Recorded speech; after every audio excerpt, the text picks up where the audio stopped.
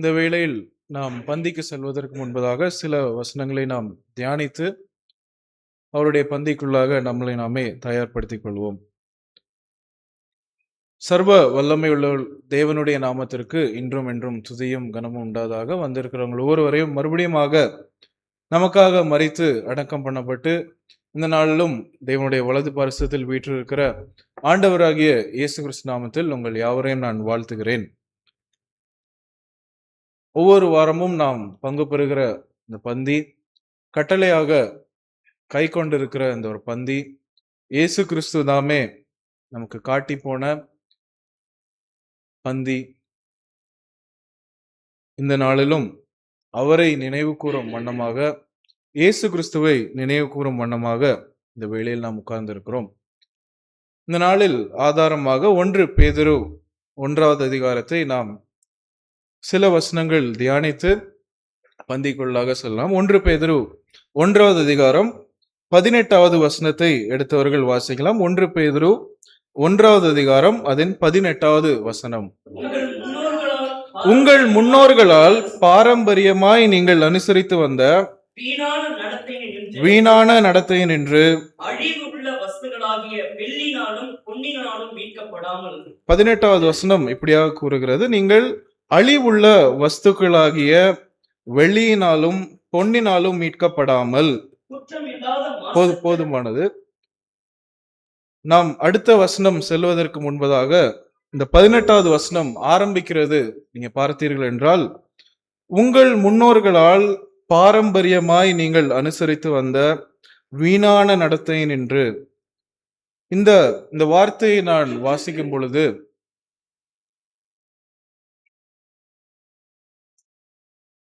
அநேக நேரங்களில் நாமும் பாரம்பரியமாக செய்து கொண்டு வந்திருக்கிற காரியங்களை கேள்வி கேட்பது, அல்லது அது எதற்கு பண்ணி கொண்டு இருக்கிறார்கள், ஏன் இந்த ஒரு விஷயம் நடக்கிறது, என்னோட அப்பாவா இருக்கட்டும், என்னுடைய தாத்தாவா இருக்கட்டும், உங்களை முன்னோர்கள் பாரம்பரியமாக செய்து கொண்டு வருகிற காரியங்களை அது எதற்கு என்று நாம் அறிகிற கிறிஸ்தவர்களாக நாம் இருக்க வேண்டும். அது சரியோ தவறோ, இது எதுக்கு செய்யறோம்னு நமக்கு தெரிஞ்சிருக்கணும். ஏன் பண்றோம்? உங்கள் முன்னோர்களால் பாரம்பரியமாய் நீங்கள் அனுசரித்து வந்த வீணான நடத்தை. இங்க அவர்கள் வீணான நடத்தை குறித்து இந்த வசனம் கூறினாலும், சரியான நடத்தையாக இருந்தாலும் எதற்கு இதை பண்ணுகிறோம்? நாளைக்கு திடீர்னு ஒரு நம்மளுடைய நண்பரோ அல்லது வேறு ஒரு மார்க்கத்திலோ மதத்தில் இருக்கிறவரோ வந்து கேட்டால், இது எதுக்குப்பா பண்றீங்க அப்படின்னு கேட்டா, எனக்கு தெரியாது, என்னுடைய அப்பா செஞ்சாங்க, என்னுடைய சர்ச்சில் இருக்குது, அதனாலதான் பண்றேன்னு சொல்லுகிற கிறிஸ்தவர்களாக நாம் இருக்கிறது நல்லதல்ல. நாம் அடுத்தவர்களை வழிகாட்டுகிற கிறிஸ்தவர்களாக, அவர்களுக்கும் போதிக்கிற கிறிஸ்தவர்களாக நாம் இருக்க வேண்டும். மறுபடியும் நான் இந்த வசனத்தை வாசிக்கிறேன். உங்கள் முன்னோர்களால் பாரம்பரியமாய் நீங்கள் அனுசரித்து வந்த வீணான நடத்தையிலிருந்து அழிவுள்ள வஸ்துக்களாக வெள்ளியினாலும் பொன்னினாலும் மீட்கப்படாமல். மறுபடியும் இந்த சப்ஜெக்டுக்கு வருவோம். நம்மளை அழிவுள்ள வஸ்துக்களாகிய வெள்ளியினாலும் பொன்னினாலும் மீட்கப்படவில்லை. இந்த அழிவுள்ள வஸ்துக்கள் இந்த உலகத்தில் நாம் சம்பாதித்தோ கணக்கு வைத்து கொண்டோ ஒவ்வொரு மாதமும் நாம், இல்ல உங்களுக்கு 1000 ரூபா கடன்னா நான் 10 ரூபா தர்றேன் அப்படின்னு கொஞ்சம் கொஞ்சமா இந்த அழிவுள்ள வஸ்துக்கள் எல்லாத்தையும் உங்களுடைய வாழ்க்கையில் நீங்கள் வேலை செய்தோ அல்லது கூலி செய்தோ நீங்கள் அதை அடைத்து விடலாம், கடன் நீங்கள் முடித்து விடலாம். ஆனால் 19வது வசனம், அடுத்த வசனம் நாம் பார்க்கும் பொழுது, குற்றம் இல்லாத மாசற்ற ஆட்டுக்குட்டியாகிய கிறிஸ்துவின் விலையேறப்பட்ட இரத்தத்தினாலே நீங்கள் மீட்கப்பட்டு இருக்கிறீர்கள் என்று அறிந்திருக்கிறீர்களே. நம்மளை ஒரு விலையை கொண்டு மீட்டிருக்கிறார். அதை ரிட்டர்ன் அடைக்க முடியுமா அப்படிங்கிறதுக்கு தான் 19வது வசனம். விலையேறப்பட்ட, அதற்கு விலையே இல்லை. பொதுவா மனிதனுடைய ரத்தம் பிளட் பேங்க்ல எல்லாம் பார்த்தோம்னா அதுக்கு ஒரு விலை இருக்குமா அப்படின்னு கேட்டா கிடையாது. சும்மா அவங்க இந்த ஒரு ரேரிட்டிக்காக அல்லது இவ்வளவுதான் இந்த ஸ்டாக் இருக்கிறதுக்காக கொடுக்க முடியுமே தவிர, ஒரு மனிதனுடைய ரத்தத்திற்கு விலை ஏறப்பட்டது.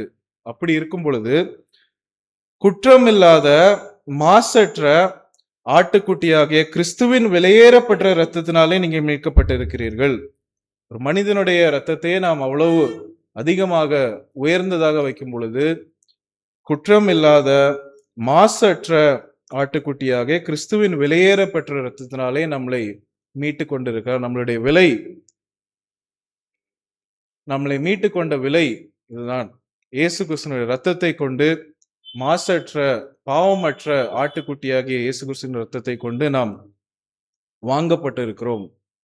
என்ன எதிலிருந்து வாங்கப்பட்டிருக்கிறோம்னா, நம்ம எல்லாருக்கும் தெரியும். மறுபடியும் நினைப்பூட்டுவதற்கு இந்த வசனங்களை நான் எடுத்து காட்டுகிறேன். ரோமர் 3வது அதிகாரம் 23வது வசனம். ரோமர் 3:23.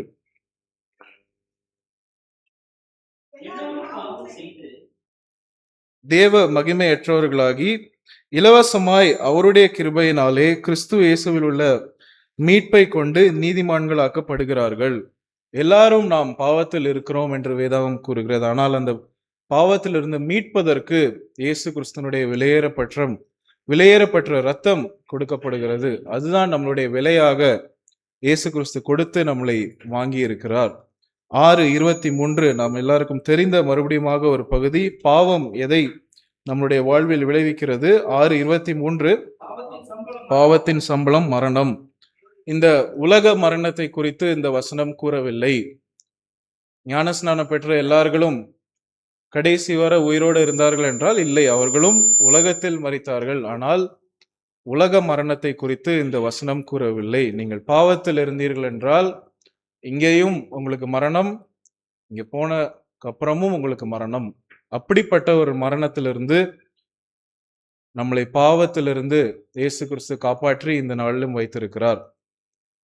அதைதான் நாம் 1 பேதுரு 1வது அதிகாரத்தில் வாசிக்கிறோம். உங்களை வெறும் பொன்னினாலோ அல்லது தங்கத்தினாலோ அல்லது இந்த உலகத்தில் இருக்கிற காரியங்களை கொண்டு அவர் உங்களை மீட்டுக் கொள்ளவில்லை.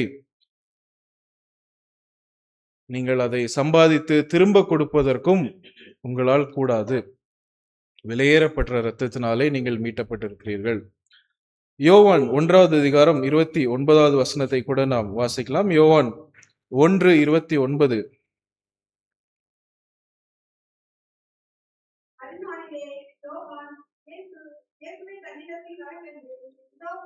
உலகத்தின் பாவத்தை சுமந்து தீர்க்கிற தேவ ஆட்டுக்குட்டி, நம்முடைய பாவங்களை எல்லாம் சுமந்து தீர்த்த அந்த ஆட்டுக்குட்டி இயேசு கிறிஸ்துவானவர் நம்மளை காப்பாற்றுவதற்கும் நம்மளை மீட்பதற்கும் பாவியாக என்னை மீட்பதற்கும் அவருடைய விலையேறப்பட்ட இரத்தம் சிந்தினது. இந்த வேளையில் அவருடைய இரத்தத்தை, அவர் நமக்கு செய்த விலையேறப்பட்ட அந்த ஈவை நினைவு கூறுவதற்காக இந்த வேளையில் நாம் இருக்கிறோம். அதற்கு நான் பாத்திரவானாக இருக்கிறேனா? இப்படிப்பட்ட ஒருவர், தேவனாய் இருக்கிறவர் எனக்காக மரித்திருக்கிறார், எனக்காக அவர் இரத்தத்தை சிந்திருக்கிறார், அதற்கு நான் பாத்திரவானாக இருக்கிறேனா? யோவான் 1:1, எல்லாருக்கும் தெரிந்த இன்னொரு வசன பகுதி. யோவான் 1:1, ஆதியிலே வார்த்தை இருந்தது, அந்த வார்த்தை தேவனிடத்தில் இருந்தது, அந்த வார்த்தை தேவனாய் இருந்தது. இந்த வசனத்தை அப்படியே நினைவு கூர்ந்து நம்மளுடைய தியான பகுதி 1 பேதுரு 1வது அதிகாரம் 20-21 வசனத்தை கூட நாம் வாசிக்கலாம். 1 பேதுரு 1:20 முதல் 21 வசனங்கள். அவர் உலக தோற்றத்திற்கு முன்னே குறிக்கப்பட்டவராய் இருந்து தமது மூலமாய் தேவன் மேல் விசுவாசமாய் இருக்கிற உங்களுக்காக இந்த கடைசி காலங்களில் வெளிப்பட்டார். 21வது வசனம். உங்கள் விசுவாசமும் நம்பிக்கையும் தேவன் மேல் இருக்கும்படி அவரை மரித்தோரிலிருந்து எழுப்பி அவருக்கு மகிமையை கொடுத்தார். 1:1 நீங்கள் நினைவு கூர்ந்தீர்கள் என்றால், ஆதியிலே வார்த்தை இருந்தது, அதுதான் நீங்க வாசிக்கிறோம். அவர் 20வது வசனம், அவர் உலக தோற்றத்திற்கு முன்னே குறிக்கப்பட்டவராய் இருந்து. எப்பேற்பட்ட ஒரு திட்டம்! அப்படிப்பட்ட ஒரு தேவனை, உலக தோற்றத்திற்கு முன்னே இருக்கிற ஒருவரை இந்த பூமியில் வர வைத்து நமக்காக அதற்கு நான் பாத்திரவானாக இருக்கிறேனா என்பதை யோசித்து பார்க்க வேண்டும். பிலிப்பியர் 2 அதிகாரம் 6, 7, 8 கூட நாம் வாசிக்கலாம். பிலிப்பியர் 2, 6, 7, 8. அவர் தேவனுடைய ரூபமாயிருந்தும் தேவனுக்கு சமமாயிருப்பதை கொள்ளையாடின பொருளாக எண்ணாமல் தம்மை தாமே வெறுமையாக்கி அடிமையின் ரூபம் எடுத்து மனுஷர் சாயலானார். அவர் மனுஷர் ரூபமாய் காணப்பட்டு மரண பரியந்தம், அதாவது சிலுவையில் மரண பரியந்தம் கீழ்ப்படிந்தவராகி தம்மை தாமே தாழ்த்தினார். மரண பரியந்தமும், அதாவது சிலுவையின் மரண பரியந்தமும் கீழ்ப்படிந்தவராகி தம்மை தாமே தாழ்த்தினார். அந்த நேரத்தில் கூட தேவனுடைய திட்டம் என்னுடைய வாழ்க்கையில் இப்படியாக இருக்கிறது என்று அறிந்த ஒரு இயேசு கிறிஸ்து நமக்கு மாதிரியை வைத்து போகிறார். அப்படிப்பட்ட ஒரு விலையேறப்பட்டவருடைய இரத்தத்தினால் நாம் கழுவப்பட்டு இருக்கிறோம். ரோமர் 8 38, 39 கூட நாம் வாசித்து, ரோமர் 8, 38, 39.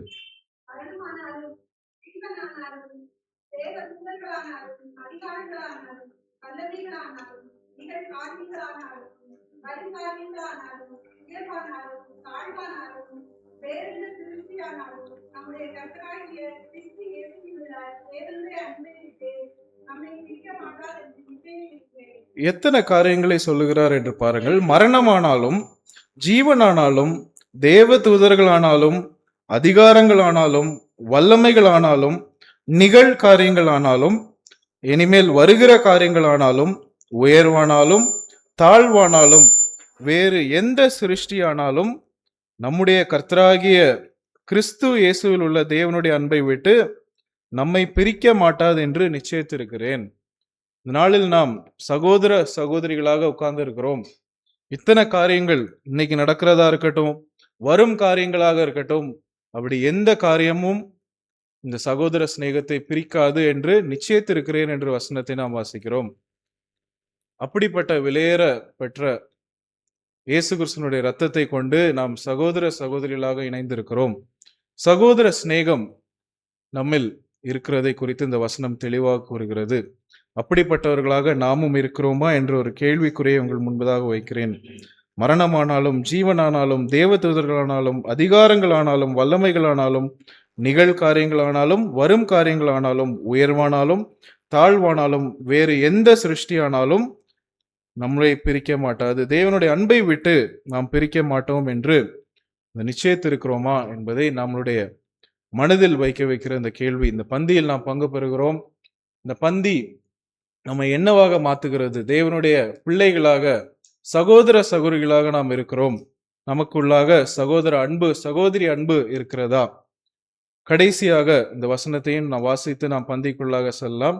1 பேதுரு 1 நாம் வாசித்தான, நாம் தியானத்திற்கான எடுத்த அதே பகுதியை நீங்கள் மறுபடியும் எடுத்துக்கொள்ளுங்கள். 1 பேதுரு 1:22 வசனத்தை நான் வாசிக்கிறேன். 22 இப்படியாக கூறுகிறது: ஆகையால் நீங்கள் மாயமற்ற சகோதர சிநேகம் உள்ளவர்களாய் இருக்கும்படி ஆவியினாலே சத்தியத்திற்கு கீழ்ப்படிந்து உங்கள் ஆத்துமாக்களை சுத்தமாக்கி கொண்டவர்களாய் இருக்கும்படியால் சுத்த இருதயத்தோடே ஒருவரில் ஒருவர் ஊக்கமாய் அன்பு கூறுங்கள். ஊக்கமாய் அன்பு கூறுங்கள். என்ன நாம் இதுக்கு முன்பதாக பார்த்த வசனங்கள், என்ன காரியங்கள் வந்தாலும் நீ என்னுடைய சகோதரன், நீ என்னுடைய சகோதரி என்ற கிறிஸ்துவின் அன்பில் நிலைத்திருக்கும்படியாக தேவனுடைய குமாரன் நமக்காக சிந்தி போன ரத்தம், நம்மளை மீட்டெடுத்த ரத்தம் இந்த மேஜையில் நமக்காக வைக்கப்பட்டிருக்கிறது. அவருடைய சரீரம் கிழிக்கப்பட்டது, அதற்கு அடையாளமாக வைக்கப்பட்டிருக்கிற அப்பம், அவர் நமக்காக சிந்தின விலையேறப்பெற்ற இரத்தத்தினால், இரத்தத்திற்கு மாதிரியாக வைக்கப்பட்டிருக்கிற திராட்சரசமும் இந்த வேளையில் இருக்கிறது. இயேசு கிறிஸ்து நமக்கு காட்டி போன மாதிரியை இந்த நாளிலும் நாம் கடைபிடிக்க இருக்கிறோம்.